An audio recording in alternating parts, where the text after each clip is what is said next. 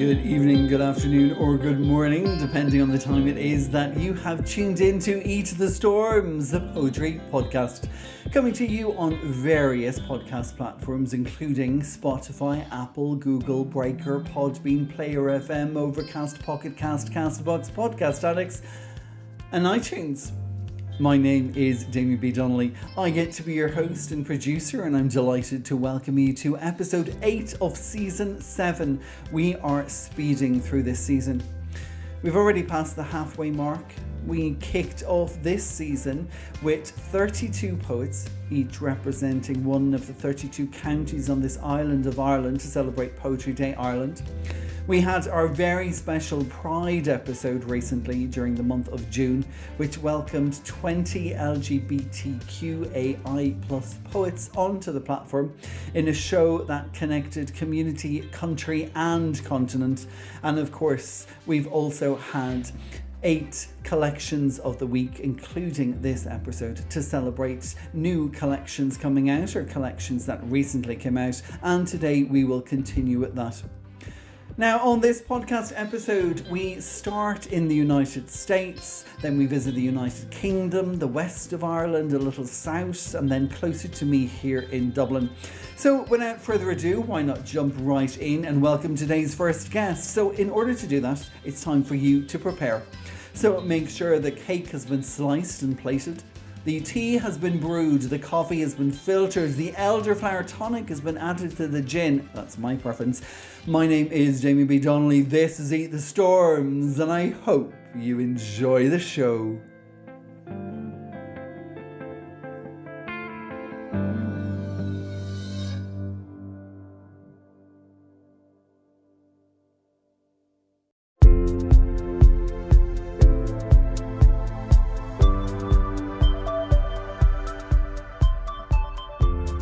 And so, as I mentioned earlier, for the first stop on the podcast today, we are going out as far as possible, and then each guest will bring us a little closer to me here in Dublin, in Ireland.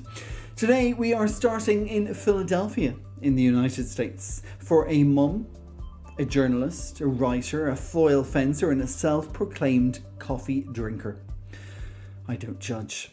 She is currently working on 2 poetry collections and just finished writing a science fiction novel, and has had work appearing in places like Fun Press, IndieWire.com, Outsport and Philadelphia Magazine. Making her debut appearance on Eat the Storms today, I'm delighted to welcome Erica Vanstone. Hi, I'm Erica Vanstone, and this is my first time on Eat the Storms. I'm what you would call a bit of a late bloomer as a poet. I've been writing in a few different forms for more than 3 decades, including journalism and screenwriting and fiction and poetry. But I keep returning to poetry again and again because it gets me into this state of flow. And now, with poetry, love is really always at the heart of my work. I think a lot of poets feel that way. Love is very transformative. But it's only lately that I've begun to understand how much of that transformation is intentional or unintentional.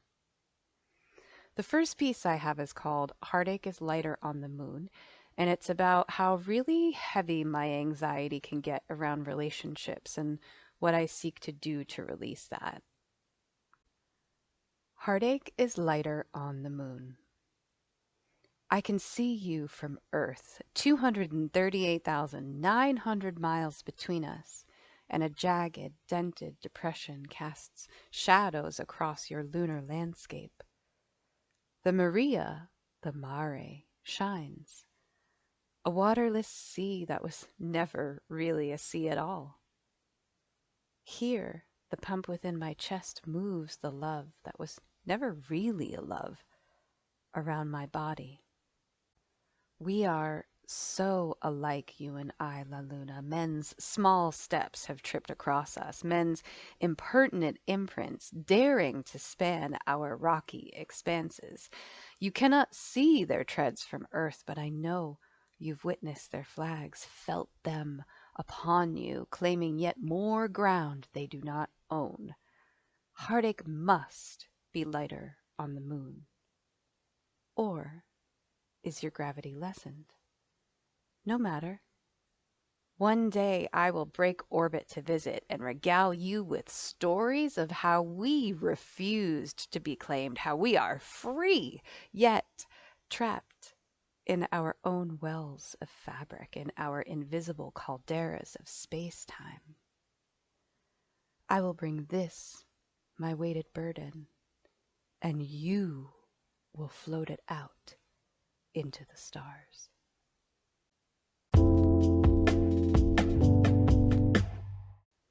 The second piece is called King of Glass and Steel. And regarding transformation in love, this is about how sometimes people are unwilling to do that.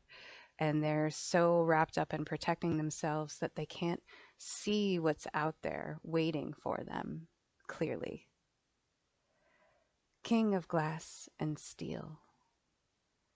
The king looks out from his tower of glass. I can see him, though I've never really seen him. I only know what I've read in books.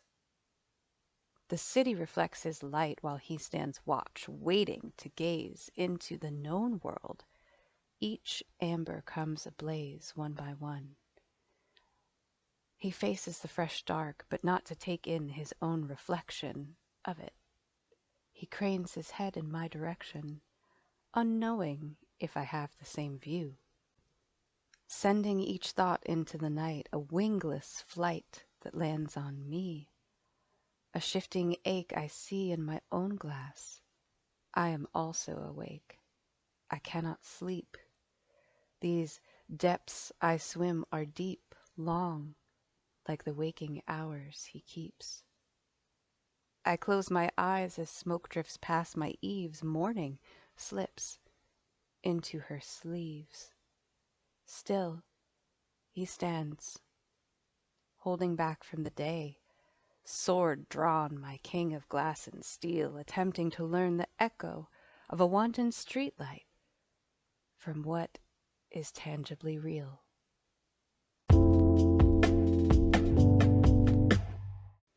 This next one, Calling You Home, was part of Intangible Magazine's June Labyrinth issue.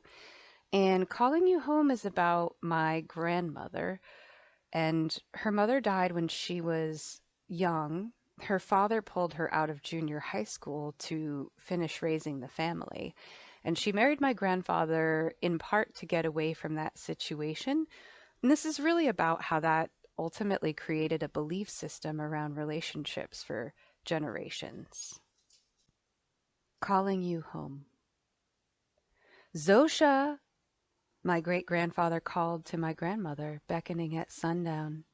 Time to come back inside. A stern reckoning, a warning. The world is not a place for you to hide. Daughter, do you not see? Rigid, barking, he called her home. An unloving love, an obligation. She felt his voice tighten around her chest. For what is home but a place we live? She knew it even then. This was untrue. That her heart's feet wanted to roam. Marry for love, she whispered to me from the crisp white hospital covers. Not to run away from someone like me. I held all of our broken pieces in my hands from all the lovers and all the times we let our hearts stray. The world is not a place for you to hide. Do you not see? These pieces would sing to us from a waking sleep. Perhaps now I am my great-grandfather calling, insistent, unflinching, that you return home to me. You fear the call of it, the pinching, being told what to do and not arriving on your own accord. Still, you retrace your steps, your word, pulling back to me with the haste of my grandmother rushing through the door. Rosy-cheeked and torn from the outside world, we are home. A place we cannot dwell, but only dream of.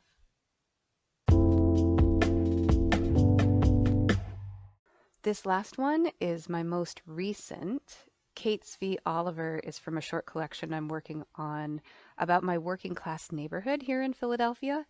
And Richie Cates was a local boxer whose fight posters still line the walls of the bar. And it's like sitting in a museum, but more than the posters, it's the people that frame the experience. Cates v. Oliver. Newspaper fists line the nicotine walls of the tavern on Clearfield Street, another Saturday night that catches winter deep in flight. Light heavyweights themselves, sullen men drift in from the night. Lining the bar, these weary contenders. They own the sacred fight, the evening's champions, punching above their class, weathering union hopes on scabbed wages. Without hesitation, salvations begin to flow in unrelenting jabs from Cates to Oliver, from glass to glass and blow to blow. 3 rounds resolve in a TKO. The swaggering passengers of an old life stand poised to fall, yet these statues maintain.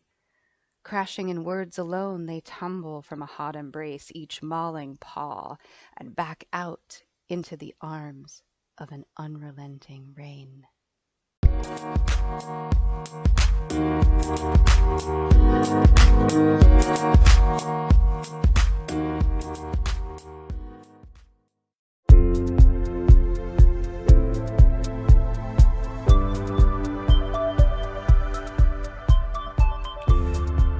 Now, coming from the United States, we are heading to the United Kingdom, getting definitely closer to Ireland. And my next guest is a returning guest to Eat the Storms, and I always love a returning stormer, so I am thrilled to welcome him back.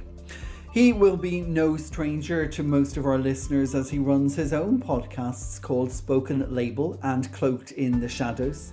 He also co-hosts the Chorlton cum Hardy's Spoken Word Night Speak Easy and has 9 full-length poetry collections to his name, and I think a few more on the way. I am delighted to welcome back from the UK poet, podcaster, host and ambient musician, Andy N. Hi, and thanks to Damien again for inviting me on to Eat the Storms, my second appearance. Yeah, of course, my name is Andy N. I'm going to read out a selection today of a couple of pieces from my current book, a couple of pieces of my soon-to-be-released book, which is about probably the end of summer and this year, and then something I'm looking at more longer term. Now, the pieces I'm going to do today from my current book are from a book called From the Diabetic Ward, Volume 1. With From the Diabetic Ward, Volume 1, this book covers the first 6 years or so of basically when I became registered with diabetes back in August 2011. This at the time itself, of course, you might have guessed, was quite a harrowing and also quite eye-opening experience for myself, really, because it forced me into completely changing everything I'd done in my life before, really, and after. The first piece, this is simply called Question. Afterwards, some friends asked me, how was it? How was it sitting there on that ward with the drip dangling into my arm? I don't answer and change the subject. Okay, second piece from the Diabetic Ward, Volume 1. This is a poem called Before Sickness. There's a few pieces in the book that cover this in different ways, where it looks at the way my life was before I got diabetes, and obviously then how it changed. Before sickness. My local takeaway remembers what I was like before I became sick. From the way I used to arrive there every Friday night, usually about 10 minutes before they were due to shut. They would remember how I'd laugh and joke, keeping them open with my laughter when they really wanted to go home, whether in the middle of winter or in the heart of summer. Building up relationships, palming across years, only to be ripped away overnight in breathless footsteps, acknowledging everything had changed when they closed for 2 days upon hearing I'd almost died. Now on to something new. My next full-length poetry book is going to be a complete change in gears. This is a book called Changing Carriages at Birmingham New Street, and It's like a novel, this one, told over poems, and in the story of a series of letters about a relationship that started off between a man and a woman called Sarah. I don't name the man for various reasons. Where at the start of the book, they were both married in unhappy relationships. This discovers, book talks about their relationship as children, as friends, how they came back into each other's lives as adults, and what happened next. This is the title poem, Changing Carriages at Birmingham New Street. During those early days, of course, we had to keep it quiet, whether I was stopping at the Mile Mason and Leeds, and you lied about a new climb in Holmfirth, which went on nearly all night. And how about that time at Birmingham New Street, when the train broke down halfway back from Euston, and we ended up sitting in separate carriages, and your husband had to come to get you? Do you remember Warwick Castle, Sarah? And Man United for that Champions League match, where we could only chat for 5 minutes at the beer counter during half time to prevent anybody coming suspicious. And the return leg 2 is later in Madrid, which I had to cancel last minute. One of my girls went down ill just before I was due to leave, and I ended up spending the night in hospital, caught in our guilt in ways we didn't realise from almost nervous beginning, when we were reconnecting as friends, clicking open our hearts like suitcases, lock after lock after lock, sitting on steps outside Manchester Piccadilly train station, every time we met, sweeping everything else aside, under an imaginary table, open-mouthed and sorries, each time we kissed to start with. This is a poem much further in the narrative, and it's called 3 Visits to Paris, 10 years apart in total. The first time, do you remember, Sarah? It rained all weekend, all the way up from the airport in Paris, right up to the Saint Lamont on our honeymoon, and we spent most of the afternoon, well, into the evening, in the Latin Quarter, listening to a jazz band which you couldn't stand. 5 years later, 3 after contracting diabetes, do you remember, Sarah, having to always mesmerise me in guilt to get me on that plane, exhausted after the collapse of another adaptation of my book, and nearly losing Michelle during the birth of her first child 3 weeks earlier, 5 years after, and 2 after you had died. The guilt follows me out of the airport, on a cheap stopover to Milan, on the edge of Seine, a blank interior, to days gone past, as much as words that could still be said. 5 years after, 2 after you had gone, of untold stories stood there, and peripheral sadness within the rain, lost in the brilliance and memory, an effigy in emotion, disappeared into silence, echoing the silence of your goodbye to my mouth. Much further on, I've been experimenting with some prose and flash fiction really recently as well. This is somewhat of a much more longer term project that I'm aiming to bring out in the book, probably 2024 to 25. A couple of short pieces I'd like to finish off with today. Mannequin and chips. Yeah, you would have thought you were drunk too. Well, I'd had a few beers with Mikey and Danny over at the Crown Anchor, but I wasn't drunk. Well, not like the previous Saturday, when the 3 of us got that drunk. I passed out at the bus stop, missed the last bus home, and didn't wake up to 7 a.m. the following day, when a policeman tapped me on the shoulder saying, "Shouldn't you be sleeping us off at home, son?" That was a heck of a night, I've got to say, which made that following Saturday a massive anticlimax. When Danny arrived, I told us he couldn't stop out all night, as he was taking his sister's kid to go watch Oldham Athletic early the next morning. Sportsport Mikey also decided to call it quits early, so I decided to go and get a load of chips and have them while waiting for the bus. And guess what? I saw through eating them when I heard a tap on the window of the local Primark round the back of me. Some poor bugger's working late tonight, I thought to myself, turning around to smile at him, only to see one of the bloody mannequins has come to life. Yeah, I couldn't believe it too. For a few seconds, I thought I was dreaming until she knocked on the window, almost like she was trying to wake me up. "I'm sorry," she began politely.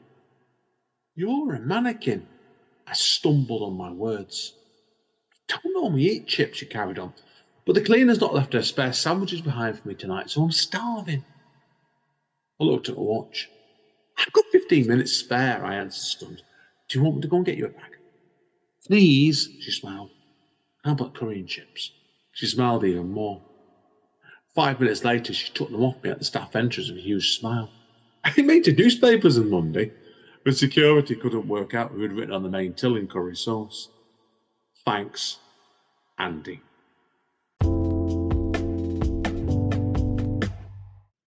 Okay, last piece today now. This is another piece from the forthcoming book out next year as well, which is probably going to be called End of the Night, but wait and see. Hide and seek. The man opened up the door, expecting to find the toilet, but instead he stared at a large, fluffy unicorn and a clown in bed.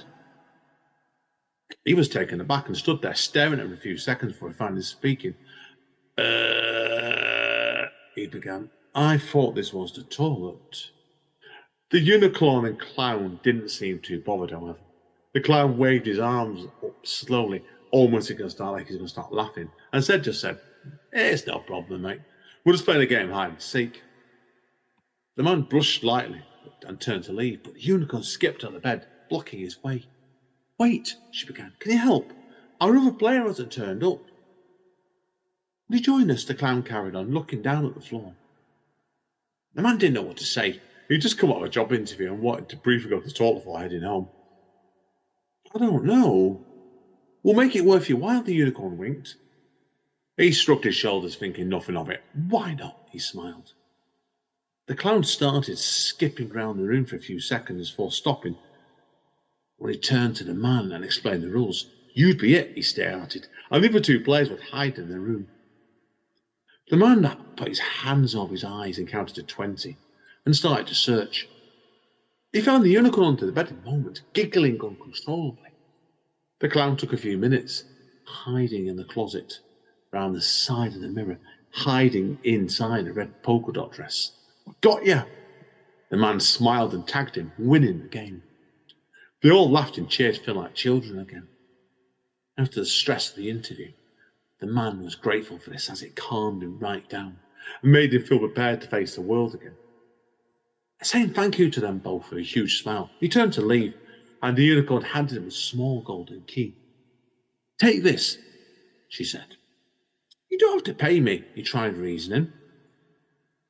It's a token of appreciation, she carried on. You never know when you might need it.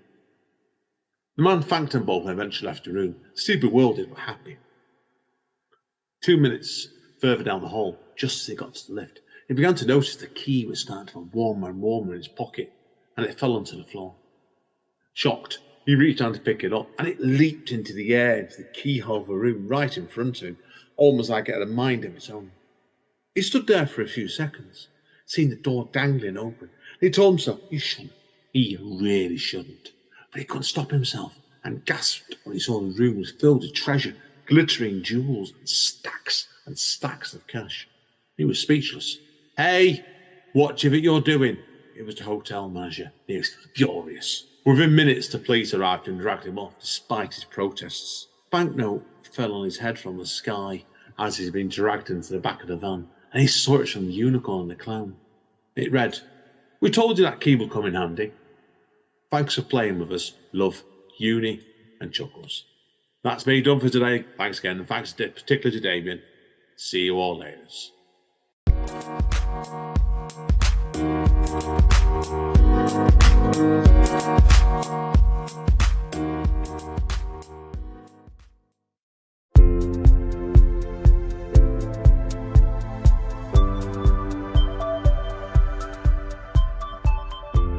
Now from the United Kingdom, we are jumping over to the island of Ireland, and we're starting over on the west coast for a bilingual poet who grew up here in Dublin. She was a secondary school teacher and a principal and trained in journalism, and she holds a postgraduate diploma in translation. She was shortlisted for the Evan Boland Emerging Poet Award in 2023.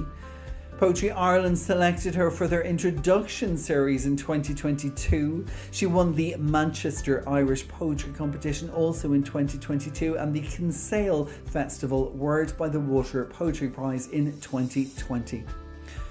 Her work has appeared in places like Galway Review and Drawn to the Light Press, and she was shortlisted for the Poems for Patience as part of the Uncurch International Festival.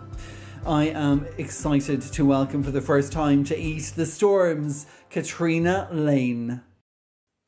Hi everybody, I'm Caitriona Lane and I write in Irish and in English. I'm delighted to be on the Eat the Storms podcast today. Thank you, Damien. Gur míle maith. This first poem is as Gaeilge. It's published by Poetry Ireland in their ebook Sparks of the Everyday, and it's dedicated to my father, Cormac Lane. An naamh agus an nathair. Faoi gheasa ag sceilt an mathair, ó leanúnt thar an glí, thar an géim, ó leanúnt tríd an bhéir ord, tríd na nónaíní chuig an líag. Níorbh gná líag é, ní ha go dibhann, bhí sé fear, ilen lúpa idir neamh agus talamh. Nathair cruaite, nathair ón guaigú híis búilte ag bacal fóric, ag sleanúas ag slidarnach sa futach. Lagamar ar America, lurag loimhe fóric, cuimhne senachate, ionta se ársa, taisce faoi cealt i lár clúine chúl tí imethe chun racha I ros camáin.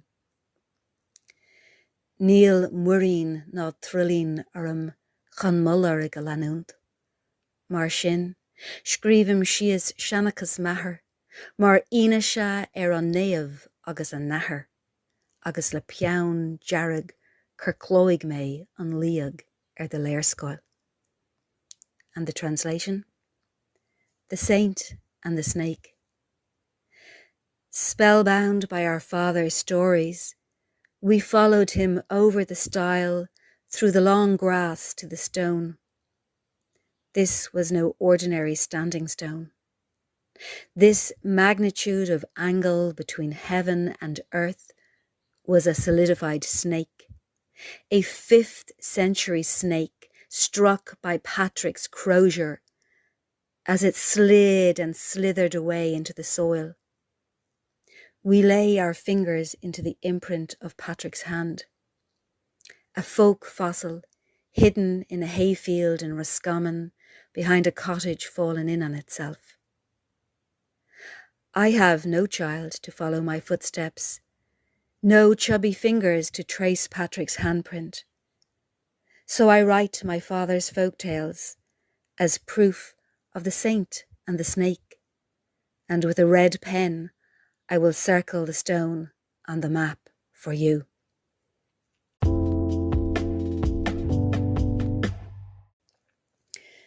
The next poem is also published by Poetry Ireland in the same ebook, Sparks of the Everyday, and when I wrote it, I was lamenting the loss of my first friends here in Connemara, my grey hen and my brown duck. The brown duck went first. But I didn't realise that my sister would die a year later. And so in this keening, in this poem, I dedicated to her memory, my darling sister Marion Lane, who died on the 21st of May. Rógar a rua raslíg. Cuoinm glór bára haclacha, fuam na maidin a cailse, an cearc lia le hí héine nish. Brustíonn si isteach sa kistin ag déanamh caca bhrath or lór. Ní bhacan an cat léhí. Tá si cross the cantalach aniu, gan lacha lachan deiris lé. Ag slug a siar curca as canna stóin, ag grágéil le chéile le sósamh. Gaidan si bia an chuit agus sipríonn si féin an tulag. Canan si cuoin a brón ach os ísisiil go huaignach. Cuoinm glór bára haclacha, fuam na maidin a cailse. Ag siúl cos cladig casam ma chórsan. Suas linn an gnach faoi thuair ceathe an clapholis.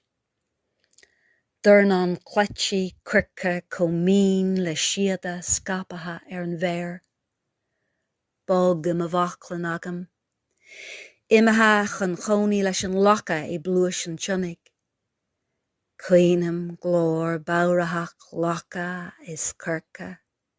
Fuam na maidjana cailte. Ag siúl cos cladig lá grúma, buinimid prab as a céile. É hain os ma choramach, a chót a jarrig, a winel bán, a stocky duva, a arable orga. Úslacht, dánacht, gsrógacht. Ag stána, anam, gahanam. Shellav agasha an malia faran ón Shannon. Misha an tanróir an seo. Casan sé go toban, beran sé leis, haar choca an cladig, isteachs na cuilte darach, charamon an ia, an goria an tionig. Sauliam, suile lacha is curca dom a vanu, trihuile an roger I rua. Idlum gefólbeag in a noitrif arsa. And the translation. The Red Rogue of Rosleague. I keen the drumming of the duck on the doorstep. I mourn the lost sound of the dawn. The grey hen on a solar run, brushing past my legs into the kitchen, leaving a trail of poop on the floor, cross and cranky without her companion slurping alongside her from the plate in the porch. She steals the cat's food and settles herself on the sofa, keening a lonely lament to herself. I keen the drumming of the duck on the doorstep. I mourn the lost sound of the dawn. Walking the shore, I meet my neighbour. He shows me the scattered feathers on the grass. I close my fingers round a fistful, as smooth as silk, soft and warm to the touch. I keen for my grey hen. I keen the drumming of the duck on the doorstep. I mourn the lost sound of the dawn. Walking the shore in winter, we startle each other. His red coat, white neck, black socks, bushy tail, standing, bold and brave, staring soul to soul. Territorial. I am the intruder here. His claim to this townland goes way back. Suddenly he disappears away over the stones, retreating into the arms of the oak wood, safe haven for deer and hare and fox. My third eye sees hen and duck, blessing me through the red rogue's gaze. Their energy on a continuum in this ancient abode, still here, alongside me, in shadow.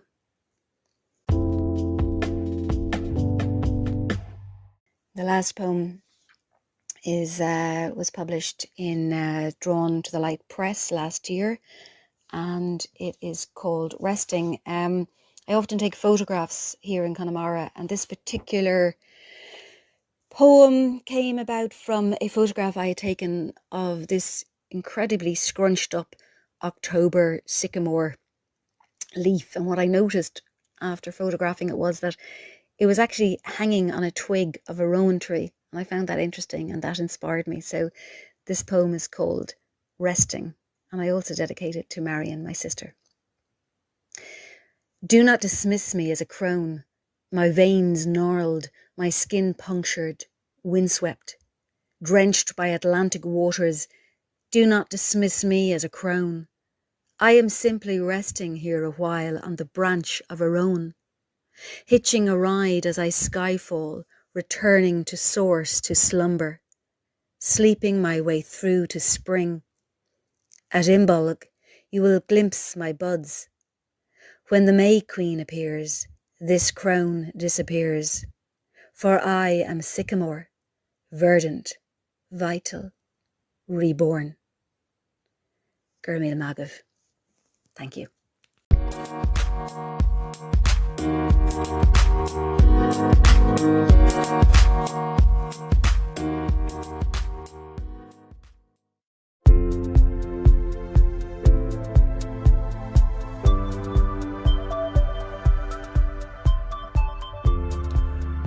are now heading to County Limerick here in Ireland for an artist and a writer whose work focuses on science and nature. She's currently doing a master's degree on art, science and visual thinking at Dundee University. And while doing that, she is also the editor-in-chief of Metacrosis Literary. She has had work appearing in places like Dance Macabre, New Note Poetry and Ergi Press, and recently published her first book, Aesthetics and Conventions of Medical Art. I am delighted to welcome to Eat the Storms for the first time, Ellen Harrold. Hello, my name is Ellen Harrold and I am an artist and writer from Limerick. And I will be reading 3 poems, Sinking Towards a More Interesting End, Thaw, and Underlit in New Territories. Sinking towards a more interesting end. Carousing round the olive branch, it falls on desperate times, shattering against the rocks, sap sweetened sublimity, cracked open in reverence of beetles, worms, and flies, dragged around the soot-black earth, sent meandered with petrichor, unravelled its many layers to feast the forest floor. The moss split tender bones, the birds retried their scraps. A rubber boot trod the earth and barely heard the snap. It pushed it towards the centipedes, now devoured by the forest floor, until it saturated the dirt and was felt throughout that small space, between the train tracks in Children's Park, where tarmac crumbled over roots. The next poem is Thaw. The brachial plexus comes crashing down. Earthen weights too rich to bear. Softer still, the entomological lacework, carved softly through scattered remains. The thicket grew lush above the spine, pulling sunlight through the glowing permafrost. The final poem I will be reading is Underlit in New Territories. Sweet phosphorus spires entangle in nerves and teeth. It glows in dark wells and cavernous trenches, casting hues through dimensions we cannot. A figure falls on such low sediments, trawling in isolation, and far above something sees them alight. Overhead the creature falls, shatters the distance between all things. Thank you for listening to my work. I appreciate the opportunity to share it, and I hope I'll be able to continue making it for a long time to come.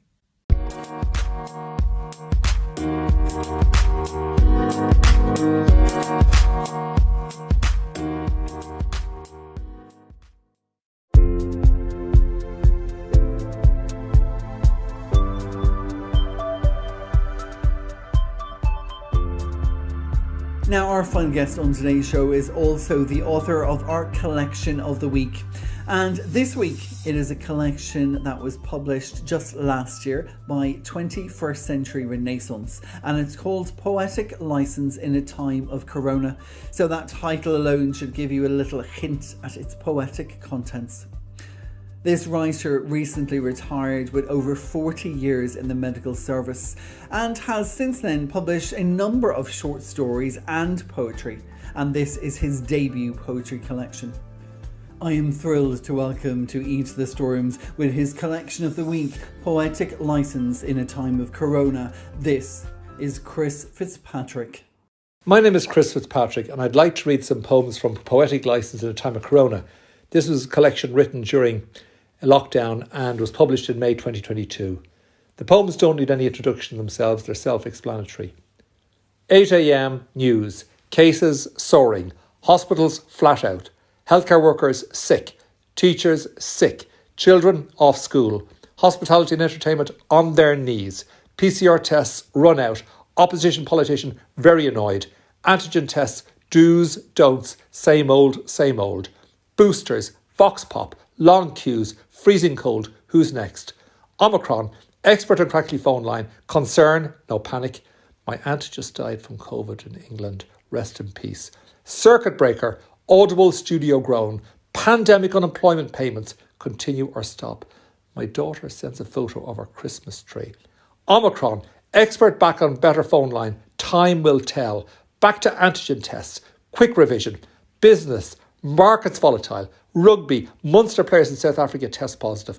Premiership. Man U going nowhere fast. News summary. Can't hear kettle on. Weather turning more unsettled. Empty the dishwasher. Take a chance. Hang out the clothes.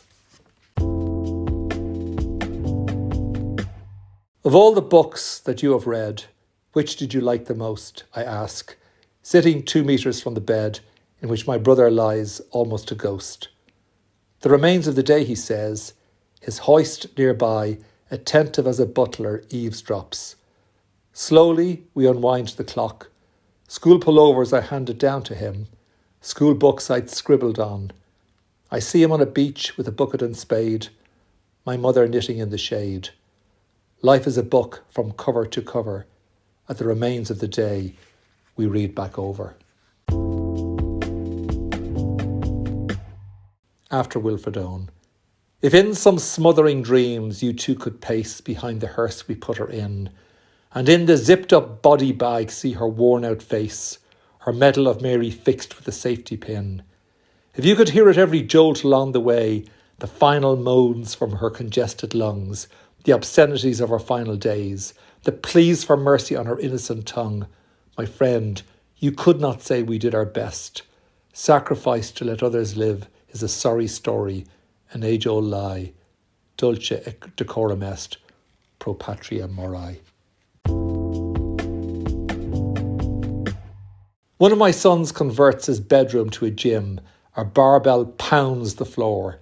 In the dining room beneath, the ceiling rose crashes to the ground, chunks, smithereens everywhere. In the gaping wound, floorboards, century-old lime and horsehair plasterwork, dangling light flecks, a loop of gut. 999 is a friend who rings a friend who knows a man. Said man arrives in mask and gloves, takes a history, examines, says the damage is not a reason to despair.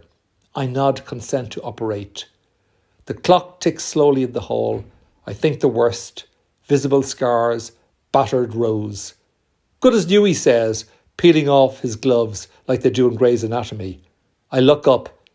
He should do major trauma, facelifts, nose jobs. On September 5th, 1971, as a match programme seller and ball boy at the 84th All-Ireland Senior Hurling Final between Tip and Kilkenny, I handed a sliotar that had gone wide to Ollie Welsh for a puck out in front of a crowd of 61,393. The Cats goalkeeper nodded his head and said thanks, despite having let in a rake of goals, including one between his legs. That was the game Babs Keating took off his boots and socks and played in his bare feet, and Pat Henderson's hand and hurl were red with blood, as was the autograph he gave me after the game. I remember Croker that day like it was yesterday, a sea of blue and gold and black and amber, and how the hair stood up on the back of my neck as I sang Auron Naveen with the Artane Boys Band and the 61,393 all around me. Dev was there too, and I believed in him just like I believed in God. On the night Amy Winehouse came from London to sing the blues in Dingle, she bared her soul and touched my heart, in the small church of St. James, on the tip of the peninsula, and afterwards on the street and in the hotel and at the bar. We only said goodbye with words. I died 100 times. When Amy sang the blues, she touched my heart. At the edge of the world, we were never 2 metres apart. When someone says I can't breathe, it's an emergency. You sit him or her up and quickly call the emergency number, check the airway, listen to the chest, check the saturations, give oxygen, put in a line. Give nebulizers, antibiotics, steroids, diuretics, more drugs. Do a swab, blood tests, a chest x-ray. You might even need a CT, an anaesthetist, a bed in ICU. One thing you don't do is kneel on the person's neck. How could you? After Dylan Thomas and Stevie Smith, I did not go gently into this good night. I raged and raged against the dying of the light. Little good it did me. I was too far out beyond saving. When you saw me through the windows, I was drowning, not waving. Thank you.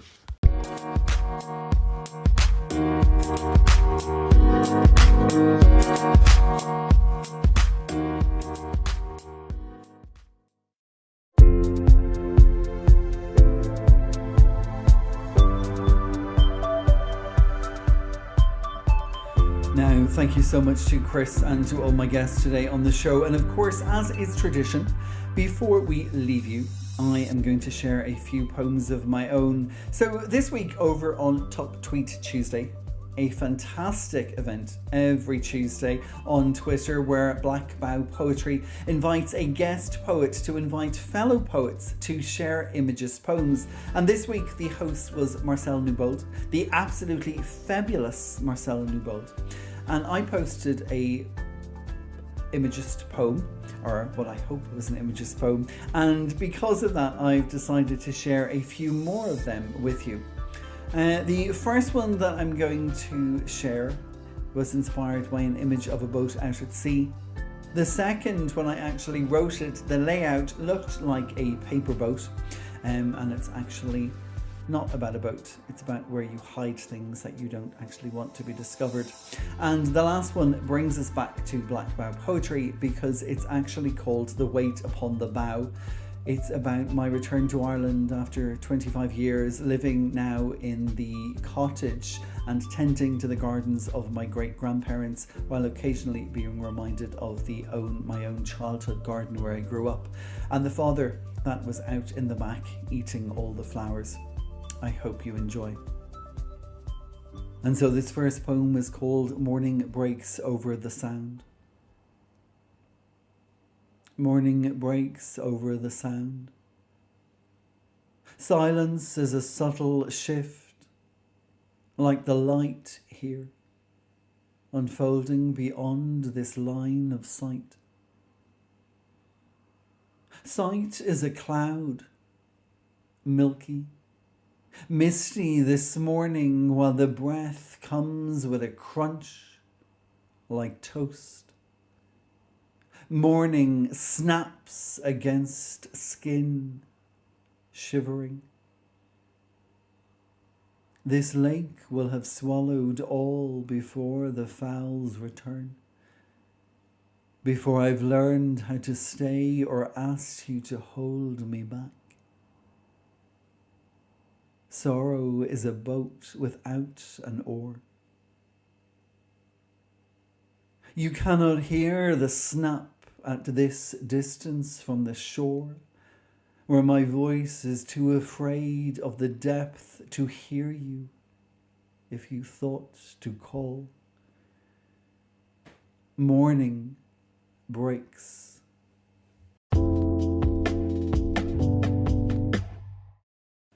And the second poem is called You.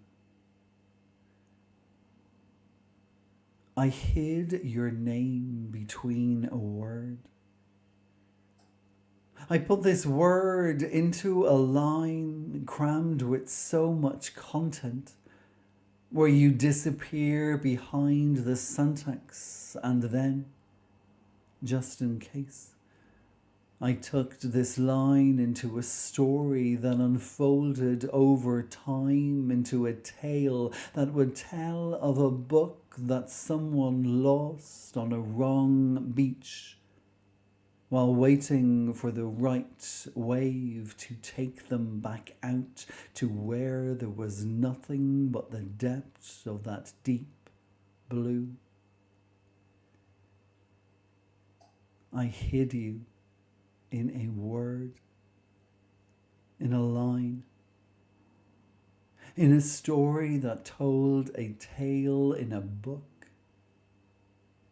And then I placed you, the smallest part of you, into a bigger whole, like I was reconstructing an onion, like I was resealing a Russian doll inside all her bigger sisters.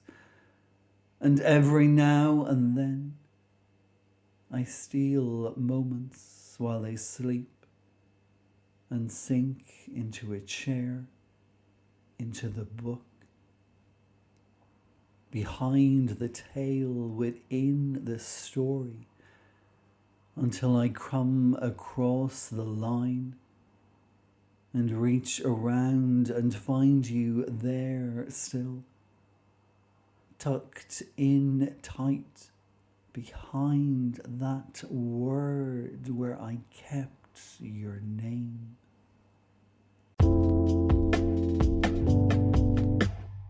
And the final poem I'm going to leave you with today is called The Weight Upon the Bough.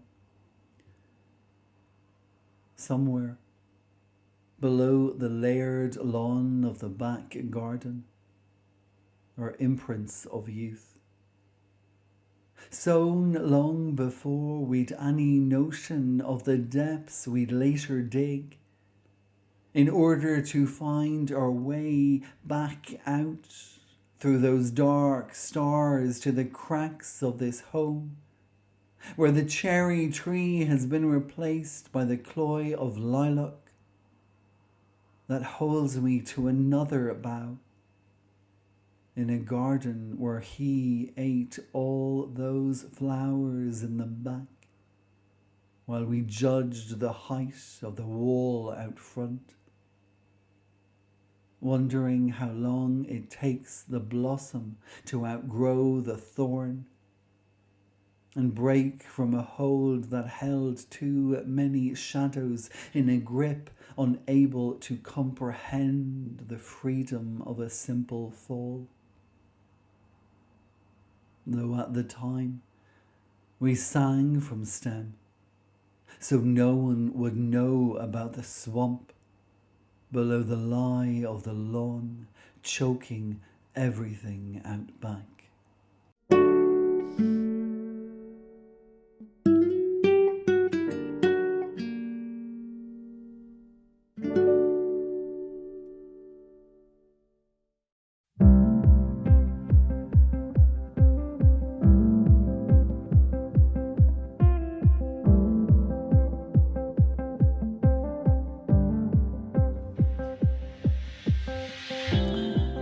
Well, I hope you've had a good evening, good afternoon, or possibly even a very good morning with us here at Eat the Storms, the poetry podcast, because we've now come to the end of another episode. Thank you so much for tuning in, whether that's been on Spotify, Apple, Google, Breaker, Podbean, Player FM, Overcast, Pocket Cast, Castbox, Podcast Addicts, or iTunes. My name is Damien B. Donnelly. I've been your host and producer, and it's been an honour to share the airtime today with my fantastic guests on the podcast.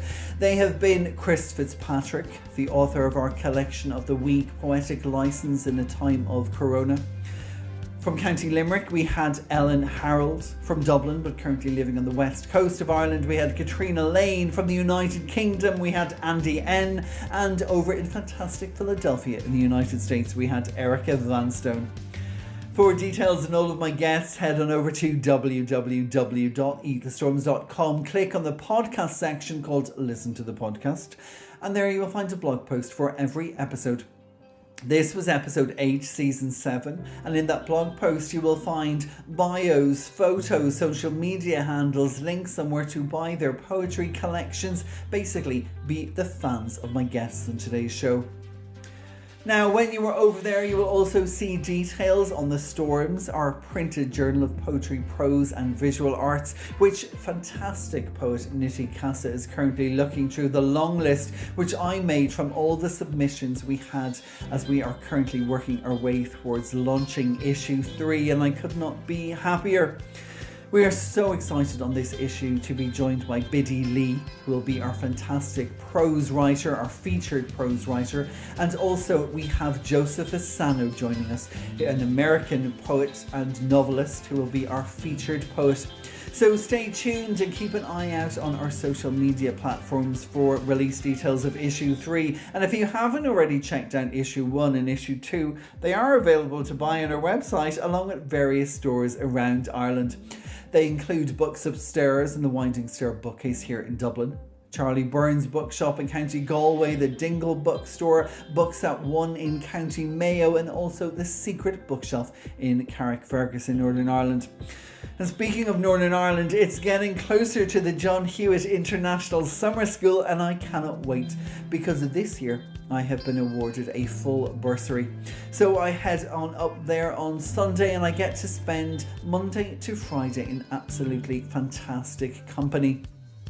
Taking part in workshops, listening to fellow writers talk about their processes, get political, get poetic, get prosy, and all of you can come along too. So head on over to John Hewitt International Summer School and check out all the details. It kicks off on Monday the 24th of July, and I hope to see you all there. So that's it from me. I am off to dream of cover ideas for the front cover of my second full collection, which will be coming out early next year. And that's very exciting. More details of that will be coming soon.